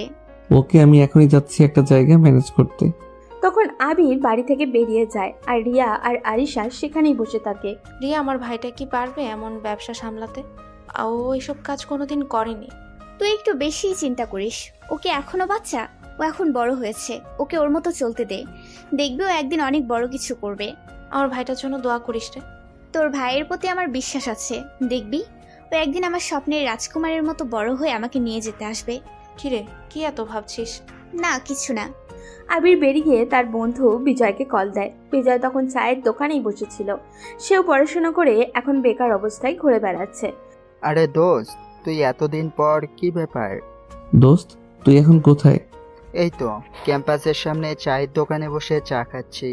আচ্ছা, তুই ওখানে ওয়েট কর, আমি আসছি। ওকে, আয়। আবির তখন ক্যাম্পাসের সামনে চায়ের দোকানে যায়। গিয়ে চায়ের দোকানদারকে 1 কাপ চা দিতে বলে বিজয়ের কাছে বসে। কি হয়েছে তোর? আবির তখন তার সাথে ঘটে যাওয়া সব ঘটনা খুলে বলে বিজয়কে। বিজয় অবাক হয়ে শুধু আবিরের কথাগুলো শুনছিল। ও মাই গড, তোর সাথে এত কিছু হয়ে গেছে আর আমরা কিছুই জানতে পারলাম না। আচ্ছা এসব বাদ দে, এখন আমি একটা কাজ শুরু করব। তুই একটা দোকানের ব্যবস্থা করে দিতে পারবি? কি করবি তুই? কিছু টাকা আছে, এগুলো দিয়ে ছোটখাটো একটা রেস্টুরেন্ট দেব। আচ্ছা, আমার বাবার একটা দোকান আছে, অনেক দিন থেকে বন্ধ। চল ওইটাতেই শুরু করি, এতে করে দোকানের ভাড়াটাও বেঁচে যাবে। ওকে দোস্ত, তাহলে তো খুব ভালো হয়, কিন্তু আঙ্কেল কি রাজি হবে? ওসব নিয়ে তুই চিন্তা করিস না, বাবা তো এক পায়ে রাজি। আমাকে অনেকবার বলেছে এখানে একটা দোকান দিতে, কিন্তু আমি এসবের মধ্যে ছিলাম না। এখন তুই যখন বলছিস, তাহলে দুজন মিলে রেস্টুরেন্টটা খুলি, চল। তাহলে চলো দোকানে যাই। আবির আর বিজয় মিলে দোকানে যায়। দোকানটা অনেকদিন ধরে বন্ধ থাকায় অনেক ধুলোবালি আর ময়লা জমেছিল। আবির আর বিজয় মিলে সব পরিষ্কার করে। এরপর দোকানে কিছু প্লাস্টিকের চেয়ার আর প্রয়োজনীয় কিছু জিনিসপত্র কিনে সেট আপ করে নেয়। এরপর দুজনে বাজারে গিয়ে কাঁচা মাল সহ যা দরকার সব নিয়ে আসে। আস্তে আস্তে রাত প্রায় 10টা বেজে যায়। বাসায় এসে দরজায় নক করে। সে জানতো আরিশা তার জন্য অপেক্ষা করছে। নক করতেই আরিশা এসে দরজা খুলে দেয়। আবির সব কাঁচামাল নিয়ে বাড়িতে প্রবেশ করে। তুই এত রাত পর্যন্ত কোথায় ছিলে? বিজয় আছেন আমার বন্ধু, ওর বাবার একটা দোকান আছে, ওদের ওখানে স্টার্ট করলে দোকান ভাড়াটাও বেঁচে যাবে। তাই ওদের দোকানটা পরিষ্কার করে কাঁচামাল কিনতে গিয়েছিলাম। আস্তে আস্তে একটু দেরি হয়ে গেল। সারাদিনে কি কিছু খেয়েছিস? হ্যাঁ খেয়েছি, তুমি খেয়েছো? কি খেয়েছিস সেটা তোর মুখ দেখে বোঝা যাচ্ছে। এখন তাড়াতাড়ি চল, একসাথে খেয়ে নি। আবির হাত মুখ ধুয়ে ফ্রেশ হয়ে নেয়। ফ্রেশ হয়ে একসাথে খাওয়া দাওয়া করে সবাই গল্প করতে বসে। তখন রিয়া বলে উঠল, তোমাদের রেস্টুরেন্টের জন্য একজন শেফ দরকার, সে কথা কি মনে আছে? রেস্টুরেন্ট দেবে ভালো কথা, রান্না করবে কে? আবির তখন হতবাক হয়ে বলল, ও মাই গড, আমি তো একটা ভুলেই গেছি। সব কাঁচামাল কিনে আনলাম, কিন্তু শেফ ঠিক করলাম না। শেফের দরকার নেই, প্রথম কয়দিন আমি রান্না করে দিব। আম্মুর কাছ থেকে অনেক রান্নাই তো শিখেছিলাম, সেগুলো দিয়েই শুরু কর। আস্তে আস্তে সব ব্যবস্থা করবি। তাহলে তো আর কোনো চিন্তাই রইল না। এখন থেকে হেড কুক মিস আরিশার সাথে হেল্প করবে অ্যাসিস্ট্যান্ট কুক মিস রিয়া। তাহলে রেস্টুরেন্টের নাম কি হবে? আমি একটা নাম সিলেক্ট করছি। কি নাম? আমি আমার এই ছোট্ট প্রতিষ্ঠানের নাম দিব AR রেস্টুরেন্ট। এতে করে আমার আব্বু রফিক চৌধুরী নামের আর অক্ষর থাকবে, আর আমার আর আপুর নামের এও থাকবে। কিন্তু আমার নামের আর যে ঢুকিয়ে দিলা তার বেলায়? সবাই তখন একসঙ্গে হেসে ওঠে। আবির ওপরে চলে যায়, গিয়ে শুয়ে পড়ে। পরদিন সকালবেলা আরিশা কিচেনে ব্রেকফাস্ট তৈরি করছিল, তাই রিয়াকে বলল আবিরকে ডেকে আনতে। রিয়া হাসি মুখে আবিরের রুমের দিকে যায়। আবির তখন ঘুমিয়েছিল। রিয়া আবিরের ঘুমন্ত মুখটার দিকে তাকিয়ে থাকে। কি অদ্ভুত তোমার মোহ! তুমি কি হবে আমার স্বপ্নে দেখা সেই রাজকুমার? তোমাকে আমি একান্ত আমার করে চাই। রিয়া গিয়ে আবিরের মাথায় হাত দেয়। তার পুরো হাত যেন শিহরিত হচ্ছিল। সে আস্তে আস্তে আবিরকে ডাক দেয়, আবির, এই আবির, ওঠো, ব্রেকফাস্ট করবে। আবির তখন গভীর ঘুমে মগ্ন। রিয়ার অনেক ইচ্ছা করছিল আবিরের নরম গালে একটা কিস করতে, কিন্তু যদি আবির জেগে যায়, রিয়া ভয় পেয়ে সরে আসে। কিছু সময় ওয়েট করে আবারও আবিরের কাছে যায়। এবার সে আবিরকে হালকা ধাক্কা দিয়ে বলে, এই আবিরের বাচ্চা, উঠিস না কেন? রিয়া অনেক জোরে ধাক্কা দিয়েছিল, তাই আবিরের ঘুমটা ভেঙে যায়। আবির হকচকিয়ে উঠে বলে, এই কে? আমাকে এভাবে ধাক্কা দিল কে? তখন রিয়া পাশ থেকে বলে ওঠে, এই যে নবাব সাহেব, আমি। ও তুমি? কি হয়েছে আপু? আজ না তুমি রেস্টুরেন্ট স্টার্ট করবে? এত দেরি করে ঘুম থেকে উঠলে তো ব্যবসার 12টা বাজিয়ে দিবে। ও সরি, আমি তো ভুলেই গিয়েছিলাম। আমি এক্ষুনি রেডি হয়ে আসছি। বলেই আবির দৌড় দিল ওয়াশরুমের দিকে। ওদিকে আবিরের কাণ্ড দেখে মুখ টিপে হাসছিল রিয়া। আবির ফ্রেশ হয়ে নিচে আসে। কই তুই? এত লেট হয়ে গেল, এখনো শুয়েছিলে? সরি আপু, লেট করে ঘুমিয়েছিলাম, তাই উঠতে দেরি হয়ে গেল। তুই এক কাজ কর, তাড়াতাড়ি তোর বন্ধু বিজয়কে কল দিয়ে ওখানে আসতে বল। আমি রান্না শুরু করছি, এর মধ্যে তুই ব্রেকফাস্ট করে নে। আবির বিজয়কে কল করে আসতে বলে, ব্রেকফাস্ট করে নেয়। ওদিকে রিয়া আর আরিশা মিলে রান্না চাপিয়ে দিয়েছে। তারা যখন রান্না করছিল তখন আবির আর বিজয় হেল্প করছিল।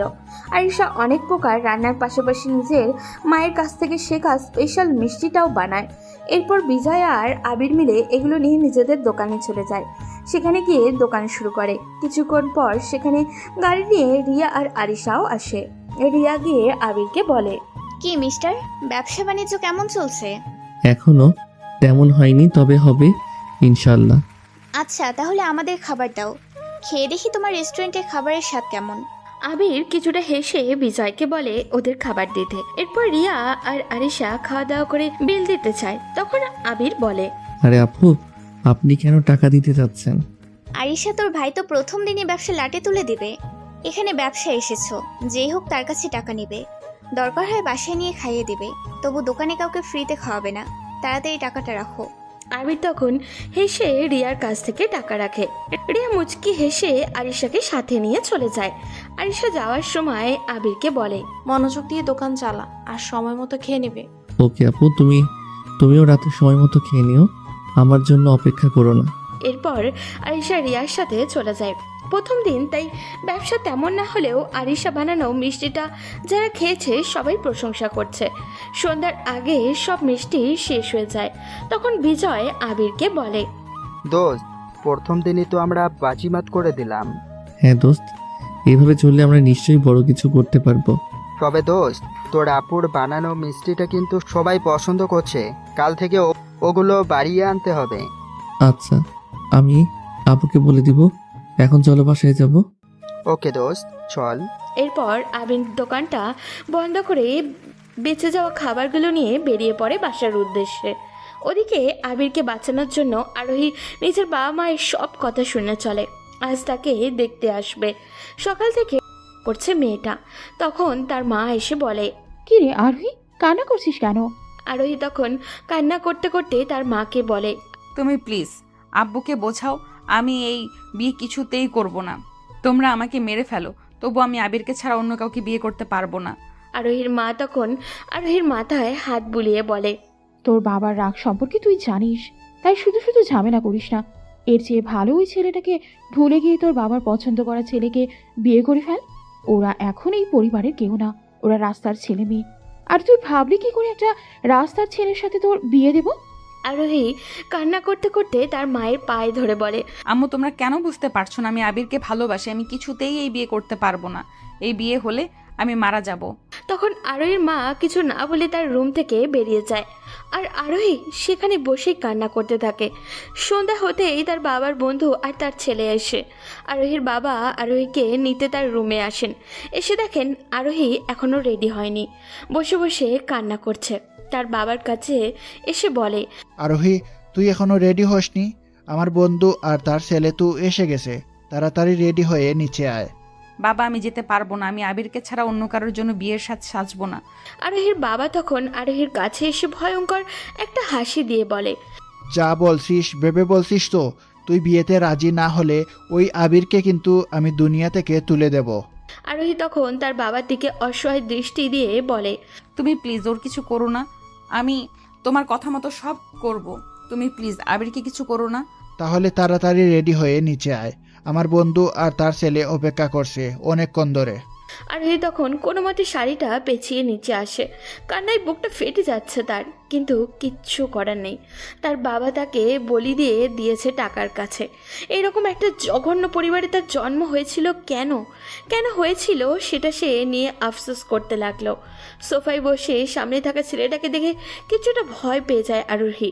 ছেলেটা লুলুক দৃষ্টি নিয়ে তার দিকে তাকিয়েছিল। আরোহী কিছুক্ষণ সেখানে বসে উপরে চলে আসে। ওদিকে দোকান থেকে বাসায় ফিরতেই আরিশা এগিয়ে গিয়ে আবিরকে জিজ্ঞাসা করলো, বেচাকেনা কেমন হলো আবির? আলহামদুলিল্লাহ, খুব ভালো হয়েছে আপু। সন্ধ্যার সাথে সাথে তোমার বানানো মিষ্টিটা শেষ হয়ে গেছে। সবাই এটা অনেক পছন্দ করেছে, কিন্তু খাবার কিছুটা রয়ে গেছে। কাল থেকে এগুলো কমিয়ে বেশি করে মিষ্টি বানাতে হবে। যাক, মনে কিছুটা শান্তি পেলাম তোর কথা শুনে। কাল থেকে আমি আরো বেশি করে মিষ্টি বানিয়ে দেব। এরপর আবির উপরে চলে যায় ফ্রেশ হতে। নিচে এসে খাওয়া দাওয়া করে ছাদে চলে যায়। আজ অমাবস্যার রাত। পৃথিবীটা পুরো অন্ধকার, ঠিক আবিরের জীবনের মতো। সে তার ছোটবেলার ভালোবাসাকে হারিয়েছে। আবির তখন একা একা দাঁড়িয়ে অন্ধকারে আরোহীকে অনুভব করছিল। আবিরকে ছাদে আসতে দেখে রিয়াও পেছন পেছন যায়। আবির চুপচাপ এক কোণে দাঁড়িয়ে আছে। রিয়া গিয়ে পেছনে দাঁড়ায়। আবির, মন খারাপ? হঠাৎ করেই কারোর কণ্ঠ শুনে কিছুটা ভয় পেয়ে পিছনে তাকায় আবির। তুমি এত রাতে এখানে কি করো আপু? এই প্রশ্ন তো আমারও। আমি তোমাকে আসতে দেখে আসলাম। তুমি এত রাতে এখানে কি করো?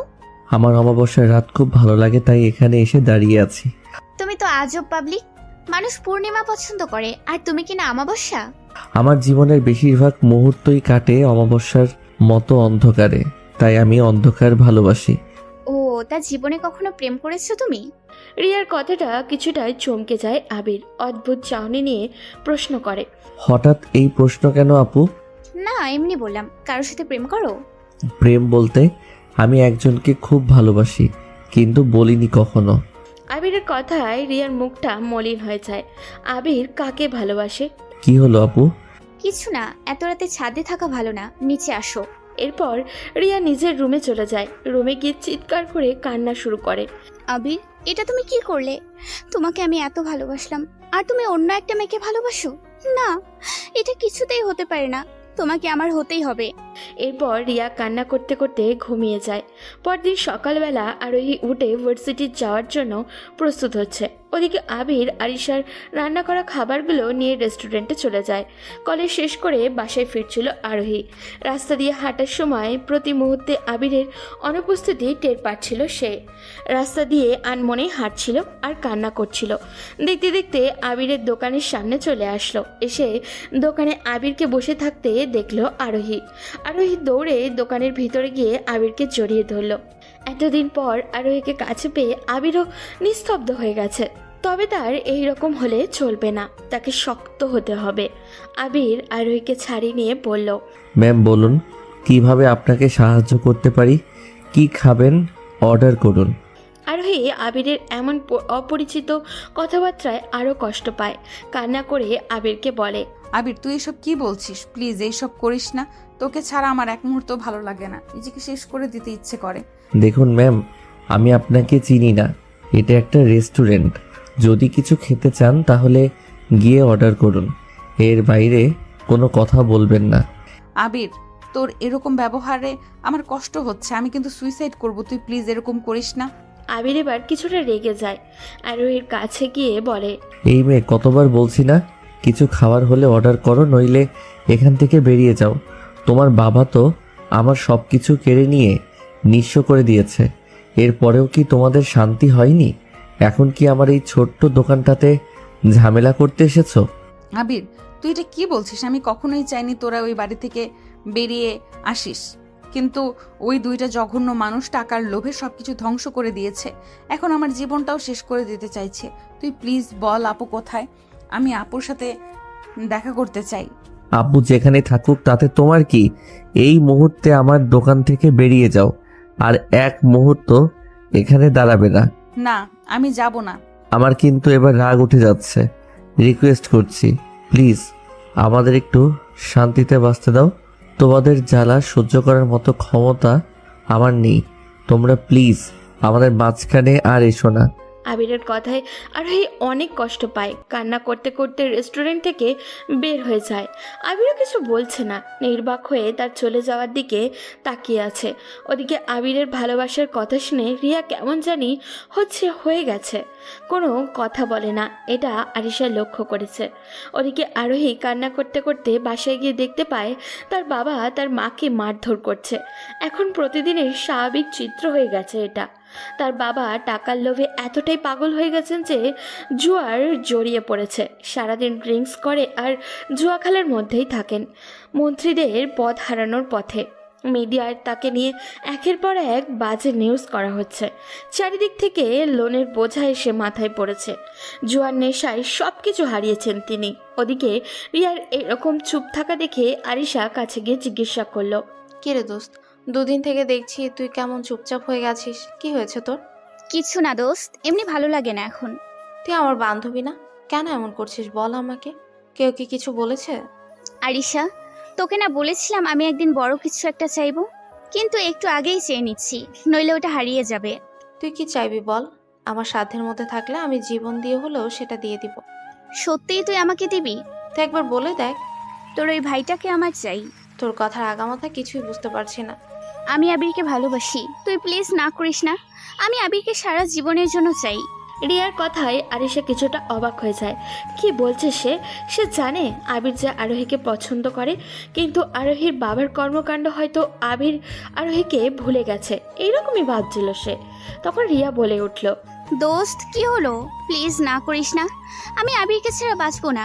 তুই চিন্তা করিস না, আমি আমার দিক থেকে সব করব। কিন্তু আবির কি রাজি হবে? ও আমাকে বলেছো একটা মেয়েকে নাকি পছন্দ করে, কিন্তু কখনো বলেনি। তুই প্লিজ ওকে বুঝা, তোর কথাও মানবে। ওকে ছাড়া আমি বাঁচবো না, আমি ওকে বড্ড ভালোবাসি রে। কবে থেকে এতটা ভালোবাসলি রে আমার ভাইটাকে?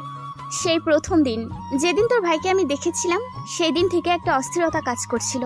তোকে কোনোদিন বলিনি, এখন যখন দেখছি আমার থেকে হারিয়ে যাবে তখন তোকে বললাম। আচ্ছা, আবির আসলে আমি কথা বলবো ওর সাথে, ও আমার কথা নিশ্চয়ই মানবে। থ্যাংক ইউ দোস্ত, থ্যাংক ইউ সো মাচ। বলে রিয়া আরিশাকে জড়িয়ে ধরে লাফানো শুরু করে, কিন্তু আরিশার মনে ভয় কাজ করছে। আবিরকে কি বলবে সে? ওদিকে আবির দোকানে বসেছিল। তার দোকানের নামটা পুরো মোটামুটি এই এলাকায় ছড়িয়ে পড়েছে কম দামে স্বাস্থ্যসম্মত সুস্বাদু খাবারের জন্য। বিশেষ করে তার বোনের হাতে বানানো সেই মিষ্টির কথা তো সবার মুখে মুখে। আবির দোকানেই বসেছিল, তখন একটা গাড়ি এসে তার দোকানের সামনে থামে। গাড়ি থেকে একজন মধ্যবয়সী ভদ্রলোক বেরিয়ে আসলেন। এসে আবিরের সামনে দাঁড়িয়ে বলতে শুরু করলেন, হ্যালো, আপনি কি মিস্টার আবির? জি স্যার, বলুন। আমি আবির। আমি RM সুইটস কোম্পানির মালিক। পুরো দেশে আমার 70টার বেশি আউটলেট আছে। তোমার মিষ্টির নাম ডাক এই এলাকায় অনেক শুনেছে, আমি নিজেও একবার টেস্ট করে দেখেছি। এখন কথা হচ্ছে তুমি আমার ছেলের বয়সী, তাই তুমি করেই বলছি, মাইন্ড করছো না তো? না না স্যার, এসব কি বলছেন? আপনি আমার এখানে পা রেখেছেন, এটাই আমার সৌভাগ্য। এমন বলতে নেই, শোনো যেটা বলছিলাম, যে কেউ বড় হতে গেলে তার পেছনে একটা সাপোর্ট প্রয়োজন হয়। তোমার মিষ্টির কোয়ালিটি অনেক ভালো, কিন্তু তোমার কোনো মার্কেট ভ্যালু নেই। আমি তোমার সেই সাপোর্ট হতে চাই। আমার মাধ্যমে তোমার এই প্রতিষ্ঠানকে আমি সবার মাঝে ছড়িয়ে দিতে চাই। স্যার, সেটা কি করে সম্ভব? দেখো বাবা, তোমার মতো তরুণ উদ্যোক্তা অনেক আছে, তবে তোমার যেহেতু সেই কোয়ালিটি আছে, তাই আমি চাই তুমি এখানে ব্যবসার পাশাপাশি আমাদের কোম্পানিতেও মিষ্টি দিবে। প্রথমে আমি আশেপাশের আউটলেটগুলোতে সেটা সেল করব, যাই হবে তা 50-50। এর সাথে তোমাকে আমরা মানুষের সামনে পরিচিত করব। আমার কোম্পানির আউটলেটে সেল হলেও আমরা তোমার মিষ্টিতে তোমার কোম্পানির নাম ব্যবহার করব। এতে করে তোমার প্রতিষ্ঠানও মানুষের কাছে পরিচিত হবে। তবে শর্ত হলো তুমি আমাদের ছাড়া অন্য কারোর সাথে কাজ করতে পারবে না। স্যার, আপাতত আমার কাছে তো কোনো টাকা নেই, কিন্তু আপনি যদি বলেন, আপনার প্রথম কথাই আমি রাজি আছি। আমি আপনাকে আমার প্রোডাকশন অনুযায়ী যতটুকু সম্ভব মিষ্টি সাপ্লাই দিব। প্রথমেই তো বিশাল পরিমাণ দেওয়া সম্ভব না, কারণ ওই পরিমাণ লোকজন বা আর্থিক অবস্থাও আমার এই ছোট্ট প্রতিষ্ঠানে নেই। ওকে, তাহলে তুমি চাইছো আমি তোমাকে অ্যাডভান্স করি, তাই তো? অনেকটা সেরকমই। যদি আপনি আমাকে আর্থিকভাবে একটু সহযোগিতা করেন, তাহলে আমি আমার প্রোডাকশনের পরিমাণ বাড়াতে পারবো। তবে পুরো অ্যাডভান্সের মাল আমি একসাথে দিতে পারবো না। আপনি যেই টাকা অ্যাডভান্স করবেন সেটা থেকে কেটে কেটে মাল সাপ্লাই দিব। যদি বিশ্বাস করতে পারেন তাহলে আমি কাজ করতে রাজি আছি। হ্যাঁ, ভালো কথা। আমি তোমাকে ক্যাশ 10 লক্ষ টাকা অ্যাডভান্স করবো। এখন এই এলাকায় আমার 4টা আউটলেট আছে, তুমি প্রতিদিন 20 কেজি করে মিষ্টি দিবে। আমার কোম্পানির গাড়ি প্রতিদিন সকালে তোমার এই দোকানে আসবে। ওকে স্যার, ধন্যবাদ। আমি কথা দিচ্ছি সময় মতো সব পেয়ে যাবেন। আবির টাকাগুলো পেয়ে যেন আকাশের চাঁদ হাতে পেল। সে তাড়াতাড়ি করে বিজয়কে দোকানে বসে বাড়ি চলে আসলো। আসার সময় মিষ্টি বানানোর সব উপকরণ নিয়ে আসলো, সাথে 2জন লোকও ঠিক করে রাখলো তার বোনকে হেল্প করার জন্য। আবির এখন দরজায় নক করলো, তখন তাড়াতাড়ি করে রিয়া এসে দরজা খুলে দিল। আবিরকে এত বাজার নিয়ে আসতে দেখে রিয়া কিছুটা অবাক হয়ে যায়। ওদিকে আরিশা কিচেন থেকে তাড়াতাড়ি করে বেরিয়ে এসে এই অবস্থা দেখে বলে, কিরে আবির, এত সব বাজার কিসের জন্য? দোকানের জন্য তো যথেষ্ট বাজার আছে, তাহলে কেন এত টাকা খরচ করতে গেলি? আবির দৌড়ে গিয়ে তার আপুকে জড়িয়ে ধরে বলে, আপু, এসব দিয়ে আর হবে না। আমি অনেক বড় একটা অর্ডার পেয়েছি। আজ একজন লোক এসেছিলেন, ওনার অনেক বড় কোম্পানি আছে। উনি বলেছেন যদি ওনার সাথে কাজ করি তাহলে আমাদের মিষ্টির নাম ডাক পুরো শহরে ছড়িয়ে পড়বে। ওনার সাথে ডিল হয়েছে, উনি অ্যাডভান্স 10 লাখ টাকা দিয়ে গেছেন। কাল থেকে তোমাকে আরও পরিশ্রম করতে হবে। আর তোমার হেল্প করার জন্য 2 জন লোক আমি ঠিক করে দিয়েছি, তারা কাল সকাল সকাল চলে আসবে। তুই কি সত্যি বলছিস আবির? হ্যাঁ সত্যি, এই নে তোর টাকাগুলো। বলেই আবির 10 লক্ষ টাকা এগিয়ে দেয় আরিশার দিকে। আরিশার টাকাগুলো হাতে নিয়ে কান্নায় ভেঙে পড়ে। আবিরকে জড়িয়ে ধরে কান্না করতে করতে রিয়াকে বলে, দেখেছিস রিয়া, আমার ভাইটা কত বড় হয়ে গেছে। এখন সে 10 লক্ষ টাকা ইনকাম করতে তা তো দেখছি। শুধু আপুকে জড়িয়ে ধরছে, আমি তো কেউ না। আবির এসে রিয়াকে জড়িয়ে ধরে বলে, আপু, তুমি না থাকলে তো এসব কিছুই সম্ভব হতো না। থ্যাংক ইউ সো মাচ আপু। ওদিকে আবিরকে জড়িয়ে ধরে আরিশা চোখ টিপ দিল রিয়া। আরিশা বুঝতে পারলো রিয়া ইচ্ছে করেই এইসব বলেছে যাতে আবির তাকে জড়িয়ে ধরে। আরিশা মুচকি হেসে সব কিছু ঠিকঠাক করে রেখে দেয়। এরপর খাওয়া দাওয়া করে নিজেদের রুমে গিয়ে বসে আবির একা বসে বসে আরোহীর কথাই চিন্তা করছিল। সত্যি কি মেয়েটা সুইসাইড করবে? ও সুইসাইড করলে তো আমি বাঁচবো না। কিরে ভাই, কি করিস? কিছু না আপু, এমনি বসে আছি। তোর সাথে আমার কিছু কথা ছিল। কি কথা বলো? আগে বল, আমি যেটা বলবো তুই সেটা মানবি। আমি কি কখনো তোর কথার অবদ্ধতা করেছি যে আজ করব? তাহলে শোন, তোকে রিয়াকে বিয়ে করতে হবে। হোয়াট? কি বলতে চাইছিস তুই? তোর মাথা ঠিক আছে? যেটা শুনেছিস সেটাই। রিয়া তোকে অনেক ভালোবাসে আর ওকে তুই বিয়ে করবি। কিন্তু এটা কি করে সম্ভব? তুই জানিস না আমি আরোহীকে ভালোবাসি। আরোহীর বাবার এমন কর্মকাণ্ডের পরেও তুই আরোহীকে ভালোবাসিস? আর রিয়া আমাদের জন্য কত কিছু করলো। সে কাল কান্না করতে করতে আমার কাছে একটা জিনিস চাইছিল। সেটা কি জানিস? সে তোকে চাইলো। আমি কি করে ওকে না করব বল? আবির বিশাল এক দুনিয়ায় পড়ে গেল। কি করবে সে? একদিকে আরোহীর পাগলামি আর অন্যদিকে তাদের এত বড় হেল্প করা একজন মানুষ। আবির মাথায় হাত দিয়ে বসে পড়ে। কি হলো ভাই, কিছু বলছিস না যে?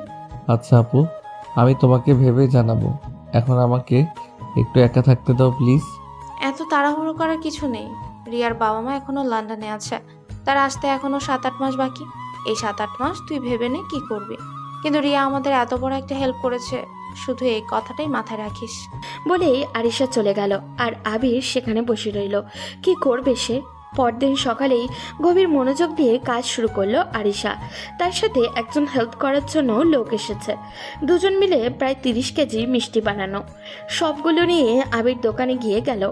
সেখানে গিয়ে দেখলো ওই কোম্পানির লোকটা এসে গেছে। তাকে 20 কেজি মিষ্টি দিয়ে 10 কেজি নিজে বিক্রি করার জন্য রাখলো। আবির অ্যাডভান্সের টাকা পাওয়ার থেকে আরেকটা দোকান খুলেছে, সেখানে বিজয় বসবে। সব মিলিয়ে আবিরের ব্যবসা এখন জমজমাটভাবেই চলছে। বিকেলের দিকে আবির দোকানে বসেছিল, তখন আরোহী আসলো। আরোহীকে দেখে কিছুটা কষ্ট অনুভব করলো আবির। আরোহী কেমন জানি কালো হয়ে গেছে, চোখের উপরে কালো দাগ পড়েছে। আরোহী চুপচাপ আবিরের কাছে এসে বলল, আবির প্লিজ এরকম করিস না। তোকে ছাড়া আমি বাঁচতে পারছি না, আমি মরে যাব আবির। আরোহী প্লিজ, আমি তোমার পায়ে ধরছি, প্লিজ ওখান থেকে চলে যাও। আমাকে স্বাধীনভাবে চলতে দাও।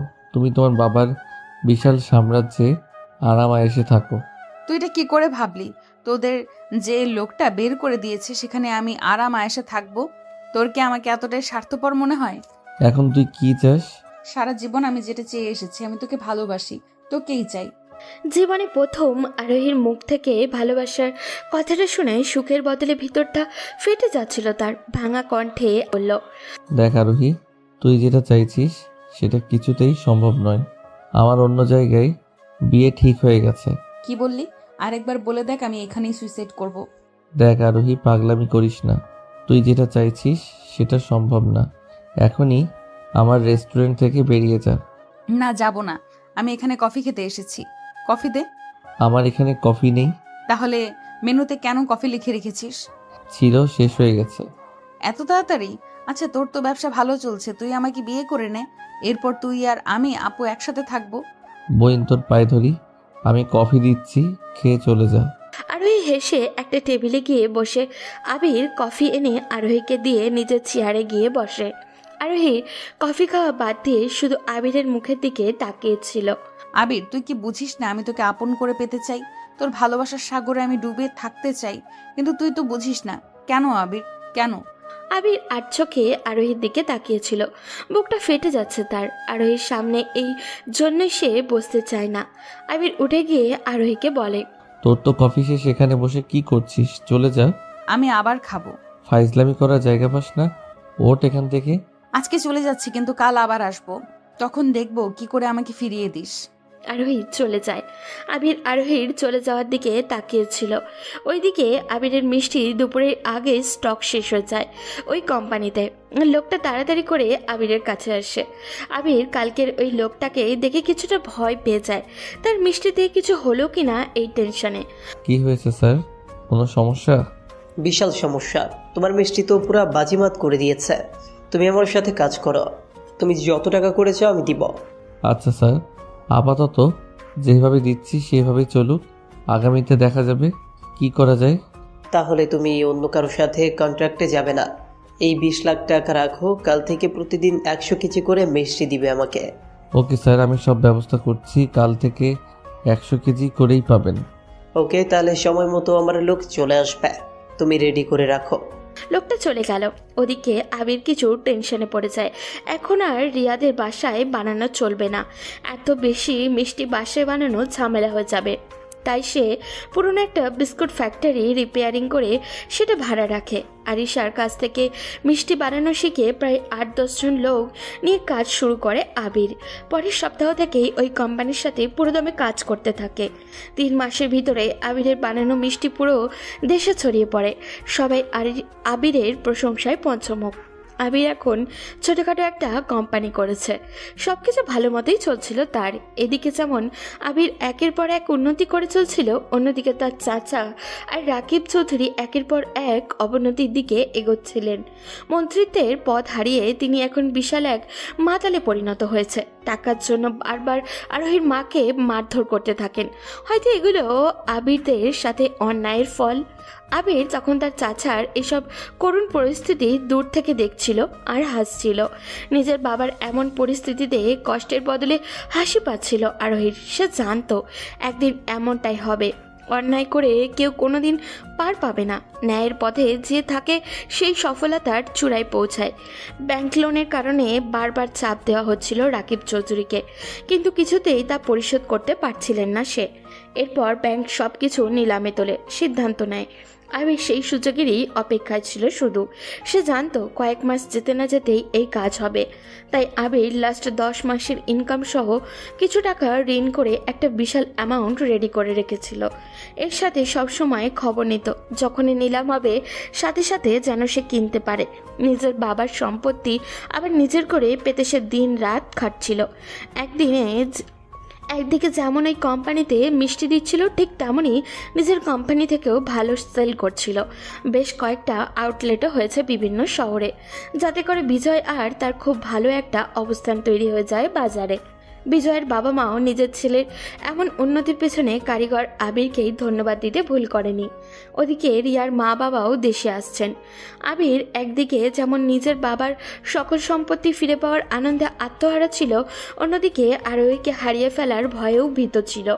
ভয়ঙ্কর এক দুর্ঘটনায় পড়েছে সে। দুই দিক থেকে দুই মুখ, কোনো দিকে গেলেই সে কুল পাবে না।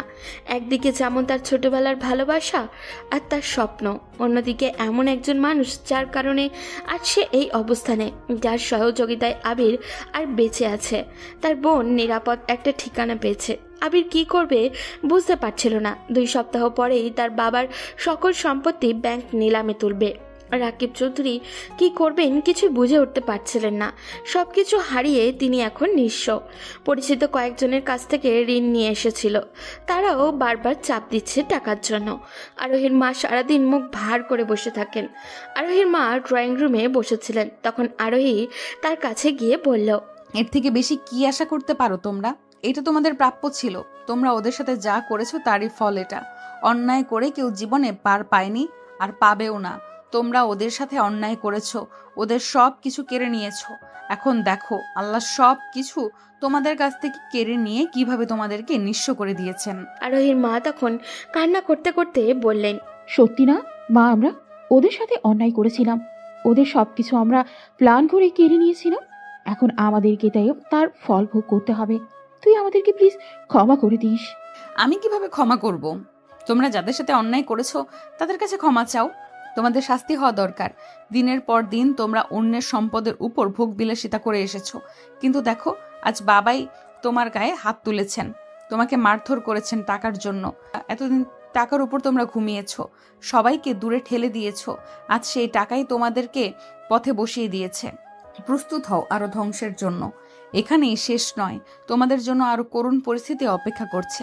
আমাদের পাপের প্রায়শ্চিত্তর কোনো উপায় কি নেই? নিজে নিজে খুঁজে নাও। বলেই আরোহী তার রুমে চলে যায়। ওদিকে রাকিব চৌধুরী নিজের বন্ধু আরিফ সাহেবের কাছে যায়। আরিফ সাহেব এক শর্তে টাকা দিতে রাজি হন। যদি আরোহীকে তার ছেলের সাথে বিয়ে দেন তাহলে তিনি টাকা দিবেন। আরিফ সাহেব ছেলে রিফাত একজন মাদক সেবনকারী, সারাদিন ড্রিঙ্কস করে মাতাল হয়ে পড়ে থাকে। কত মেয়ের সাথে সে রাত কাটায় তার হিসাব নেই। এইরকম একটা জঘন্য ছেলের সাথে নিজের মেয়ের বিয়ে দিতেও দ্বিধা করেননি রাকিব চৌধুরী। তিনি সাহস করে তার বন্ধুকে বলেন, তুই বিয়ের ব্যবস্থা কর, আগামী পরশু তোর ছেলের সাথে আমার মেয়ের বিয়ে দিব। সত্যি বলছিস দোস্ত? তুই বিয়ে দিতে রাজি? তুই আমাকে সময় মতো টাকা দিলে আমার বিয়ে দিতে কোনো অসুবিধা নেই। তুই কোনো চিন্তা করিস না, তোকে সময় মতো টাকা দেওয়া হবে। ওকে, তাহলে তুই রিফাতকে রেডি থাকতে বলিস, আগামী পরশু ওদের বিয়ে। ওদিকে রিয়ার বাবা মাও দেশে ফিরে আবিরের চারিত্রিক মাধুর্যতা দেখে নিজের মেয়ের সাথে বিয়ে দিতে কোনো আপত্তি করেননি। কাকতালীয়ভাবে সেদিন আবির আর রিয়ার বিয়ে ঠিক করা হয়। আবির শুধু নীরব হয়ে তার বোনের মুখের দিকে তাকিয়ে আর রিয়ার প্রতি কৃতজ্ঞতা জানাতে বিয়েটা করতে রাজি হয়ে যায়। কিন্তু বিয়ে ঠিক হওয়ার পর থেকেই আবির চোখ বন্ধ করলেই আরোহীকে দেখতে পায়। আরোহীর দুষ্টুমিগুলো সে খুব মিস করে। হয়তো আরোহী তার থেকে অনেক দূরে চলে যাবে, আরোহীকে আর কোনোদিন সে নিজের করে পাবে না। তবে আরোহীর প্রতি তার গোপন ভালোবাসা অন্তরের গভীরে সব সময়ই থাকবে। আবির শাওয়ার নিয়ে বের হচ্ছিল একটা টাওয়াল জড়িয়ে, কিন্তু বেরিয়ে তো সে শক খেলো, কারণ তার বিছানায় বসে তার ফোন টিপছিল রিহা। আবিরকে এই অবস্থায় দেখে রিয়ার মধ্যে কোনো পরিবর্তন আসলো না। সে যেরকম বসেছিল ঠিক সেই রকমভাবেই বসে রইল। আবির যখন ড্রয়ার খুলে নিজের ট্রাউজার আর টি শার্টটা নিয়ে আবারও দৌড় দিতে যাবে তখনই তার গায়ে কারো স্পর্শ অনুভব করে। আবির কিছুটা শিহরিত হয়ে পেছনে ঘোরে। রিয়া তখন আবিরের গায়ে হাত দিয়ে দাঁড়িয়েছিল। আবির তোতলাতে তোতলাতে বলল, আপু তুমি এখানে? কেন, কি হয়েছে? ভয় করছে? না, ভয় করবে কেন? আসলে আমি চেঞ্জ করব। তো করো, কে মানা করেছে? এর মানে কি, পাগল হয়ে গেছো? আমি কেন তোমার সামনে চেঞ্জ করব? রিয়া তখন আবিরের সামনে তার ফোনটা ধরে আরোহীর একটা ছবি দেখিয়ে রাগী গলায় বলে, মেয়েটাকে? রিয়ার কথায় আবির কিছুটা ভয় পেয়ে যায়। আবির অপরাধী স্বরে বলে, ও আরোহী? ওহো, তাহলে এই আরোহী। মেয়েটা খুব সুন্দর, তবে তোমার যোগ্য না। এই পৃথিবীতে কেউ তোমার যোগ্য হলে সেটা আমি। ভালো করে সেটা মাথায় ঢুকিয়ে নাও মিস্টার আবির। তুমি আরোহীকে চিনো? যাকে বিয়ে করতে যাচ্ছি তার ব্যাপারে একটু না জানলে কি চলে? আমাকে আরিশা সব বলেছে। ভালোই ভালোই বলছি, সব ভুলে যাও, না হলে কান্না করতে হবে। দেখো আপু, আমার পক্ষে আরোহীকে ভুলে যাওয়া সম্ভব নয়। ভুলতে না পারলে আমি মাথা ফাটিয়ে ভুলিয়ে দেব। আর তো মাত্র একটা দিন, এরপর সব হিসাব নেব। এখন চুপচাপ চেঞ্জ করে নিচে আসো। বলেই রিয়া আবিরের বুকে একটা চুমু দিয়ে নিজেই লজ্জা পেয়ে চলে যায়। আর আবির রোবটের মতো সেখানেই দাঁড়িয়ে থাকে। কি করলো মেয়েটা? আবির যখন চেঞ্জ করে নিচে আসলো তখন আরিশা বলল, আবির আজকে তোর কোনো কাজ আছে? আজকে বিকালে আমার জীবনের সবচেয়ে বড় কাজটা করব। এর মানে কি ভাই? সেটা না হয় বিকালেই দেখতে পাবে। ও, আজকে বিকেলে রিয়া আর তোর বিয়ের জন্য শপিং করতে যাওয়ার কথা ছিল। তো তোমরা চলে যাও। এর মানে কি? তোর কি কোনো পছন্দ অপছন্দ নেই? আমরা কিভাবে তোর জামা কাপড় কিনবো? আমার আপু আমার জন্য যেটা কিনবে সেটাই বেস্ট হবে। তোমার যা ভালো মনে হয় সেটাই কিনবে। বলে আবির বেরিয়ে চলে গেল। আর এম সুইটস কোম্পানির অফিসে আবিরকে বেশ ভদ্রতার সাথেই বসের রুমে নিয়ে যাওয়া হয়। আবিরকে দেখে সেখানকার মালিক এগিয়ে আসেন। আরে আবির সাহেব যে, আমার এখানে কি মনে করে? আপনার সাথে একটু কথা আছে। তোমার সব কথা শুনবো, আগে বলো চা না কফি? চা হলেই ভালো হয়। ওকে, অর্ডার করে দিচ্ছি। এখন বলো কি বলতে এসেছো? আপনি একসাথে আমার কাছ থেকে কত মিষ্টি নিতে পারবেন? তুমি যা দিতে পারবে। ওকে, আমার আজকে বিকালের মধ্যে 4 কোটি টাকা দরকার। আমার যতগুলো ফ্যাক্টরি আছে সবগুলিতে বলে দিব আগামী 1 মাস শুধু আপনার কোম্পানির জন্য মিষ্টি বানাতে। 1 মাস আমি দরকার হয় আমার নিজের সব ব্যবসা বন্ধ রাখবো, কিন্তু শর্ত হলো আপনি আমাকে আজকে বিকালের মধ্যে 4 কোটি টাকা দিবেন। টাকাটা আমার ভীষণ প্রয়োজন। আপনি কি আমার শর্তে রাজি আছেন? আমার কোনো সমস্যা নেই, তোমার 4 কোটি কেন, আরও বেশি লাগলে দিব। ওকে, তাহলে বিকালের মধ্যে আমার অ্যাকাউন্টে টাকা পাঠিয়ে দিবেন। ওকে, আমি একটু পরেই ব্যবস্থা করে পাঠাচ্ছি। এরপর আবির চলে আসে তার অফিসে। এসে বিজয়কে নিয়ে চলে যায় ব্যাংকের নির্ধারণ করার জায়গায়। ওখানে নিলাম শুরু হয়ে গেছে, সবাই দামাদামি করছে। তখন সবার নাগালের বাইরে দাম বলে সবাইকে তাক লাগিয়ে দেয় আবির। কেউ তার দামের উপরে আর দাম বলতে পারেনি। এরপর আবির অর্ধেক টাকা ক্যাশ দিয়ে পেপারগুলো সাইন করে নিয়ে আসে। সাইন করার সময় তার হাত কাঁপছিল। এই সেই সম্পদ যার জন্য তাকে দিনের পর দিন কান্না করতে হয়েছে, তাকে মিথ্যা চুরির অপবাদ নিয়ে দিনের পর দিন ঘুরে বেড়াতে হয়েছে। আবির সকল কাজ রেডি করে বাসা যায়। তখন ড্রয়িং রুমে সবাই বসেছিল। আবির গিয়ে হাতের ফাইলটা আরিশার হাতে দেয়। আরিশা ফাইল খুলে চিৎকার করে কান্না করে ওঠে। আরিশা পড়ে যেতে নিলে আবির বোনকে জড়িয়ে ধরে। আরিশা বেশ কিছুক্ষণ পর নিজেকে স্বাভাবিক করে বলে, ভাই, এটা কি করে সম্ভব? বলেছিলাম না যে সম্পত্তির জন্য আমাদেরকে মিথ্যা চুরির অপবাদ দেওয়া হয়েছে। সেই সম্পদ তোর পায়ে এনে ফেলবো। কিন্তু তুই এত টাকা কোথায় পেলি? সব আমার কষ্ট করে ইনকামের টাকা। গত কয়েক মাস থেকে আমাদের সব আয় আমি জমা করেছি, সাথে কয়েক জায়গা থেকে ঋণ এনেছি তোকে সারপ্রাইজ দেওয়ার জন্য। রিয়াও আবিরের এমন সাফল্য দেখে অনেক খুশি।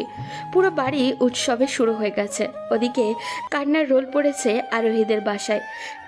একদিকে যেমন সব কিছু হারিয়ে তারা পথের ফকির, অন্যদিকে আরোহীকে এমন একটা জঘন্য ছেলের বিয়ে দেওয়ার জন্য তার বাবা উঠে পড়ে লেগেছে। আরোহী রাজি না, কিন্তু তার বাবা যে করেই হোক রিফাতের সাথে তার বিয়ে দিবে। পরদিন সকাল হতেই আবির আরিশা আর বিজয়কে নিয়ে তাদের বাসায় যায়। বাড়িতে যখন ঢুকছিল পুরনো কষ্টগুলো চোখে মুখে ভেসে উঠছিল। আবির চোখ লাল করে দরজায় নক করে। দরজা খুলে আবিরকে দেখে কিছুটা অবাক হন রাকিব চৌধুরী। রাস্তায় বসে গেলেও তার তেজ এখনো আগের মতনই আছে। কিরে, তোরা এখানে কি মনে করে ভিক্ষা চাইতে এসেছিস নাকি? আর তোদের যা অবস্থা, ভিক্ষা করা ছাড়া আর কি করবি? এক কাজ করলেও তো পারিস। তোর বোনকে যদি... পুরো কথাটা শেষ করার আগে আবির লাথি দিয়ে ফেলে দেয় রাকিব চৌধুরীকে। চিৎকার করে বলে, কি বললি জানোয়ার? আমার বোনকে কি করব?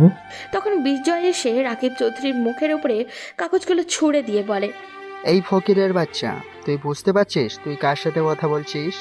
এ আর সুইট ইন্ডাস্ট্রির মালিকের সাথে। তিনি এই বাড়ি আর তোর সকল সম্পত্তি নিলামে ব্যাংকের কাছ থেকে কিনে নিয়েছেন। কথাটা শুনে মাথায় যেন বাজ পড়ল রাকিব চৌধুরী আর তার স্ত্রী। এটা কি করে সম্ভব? আবির কিভাবে এত বড় একটা কোম্পানির মালিক হলো?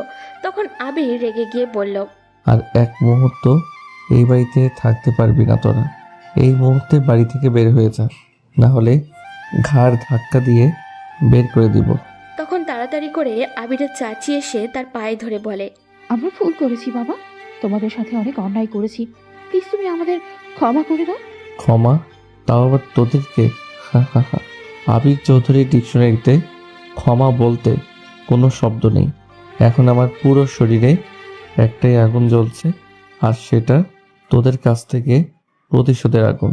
আবিরের চাচি তখন আরিশার পায়ে পড়ে যায়। আরিশার কিছুটা মায়া হয় তাদের এই অবস্থা দেখে। আরিশা আবিরের কাছে এসে বলে, ভাই, ওরা ওদের ভুল বুঝতে পেরেছে। ওদেরকে 1 সপ্তাহ সময় দে, যাতে অন্য কোথাও থাকার জায়গা ঠিক করে সেখানে যেতে পারে। আপু, তুই কি বলছিস বুঝতে পারছিস? এই জঘন্য মানুষগুলোকে সময় দিবি? ওরা কি আমাদের সময় দিয়েছিল? ওরা দেয়নি বলে আমরাও যদি না দিই, তাহলে ওদের আর আমাদের মধ্যে পার্থক্য কি রইল? আমার জন্য হলে ওদেরকে 1 সপ্তাহ সময় দে ভাই। আবির তখন তাদের 1 সপ্তাহ সময় দেয় বাড়ি থেকে বের হওয়ার জন্য। এরপর আরিশা আর বিজয়কে নিয়ে বেরিয়ে আসে। পরদিন আবির আবারও রিয়ার বিয়ে। সবাই ব্যস্ত হয়ে পড়ে ওদের বিয়ে নিয়ে। ওদিকে আরোহীর বাবা আরোহীকে মেরে বিয়ের পোশাক পরায় রিফাতের সাথে বিয়ে দেওয়ার জন্য। বাবা, আমি এই বিয়ে কিছুতেই করব না। এরকম জঘন্য একটা মানুষের সাথে তুমি কেন আমার বিয়ে দিতে চাইছো? টাকার জন্য। আমার টাকার দরকার। তোর সাথে বিয়ে না হলে আরিফ আমাকে টাকা দিবে না। তাই তাড়াতাড়ি রেডি হয়ে নে, 1 ঘন্টার পর ওরা চলে আসবে। বলে আরোহীর বাবা বেরিয়ে যায়। আরোহী কান্না করতে থাকে। আরোহী জানালা দিয়ে দড়ি বেয়ে পালাচ্ছিল। পিছন পিছন বন্দুক হাতে নিয়ে তার বাবা আর আরিফ সাহেব ছুটছিলেন। আরোহী দৌড়ে রিয়ার বাসায় আসে। সেখানে রিয়া আর আবিরের বিয়ে হচ্ছিল। আরোহী এটা দেখে চিৎকার করে বলে, আবির, তুই এটা করতে পারিস না। তুই আমাকে ছাড়া কাউকেই বিয়ে করতে পারিস না।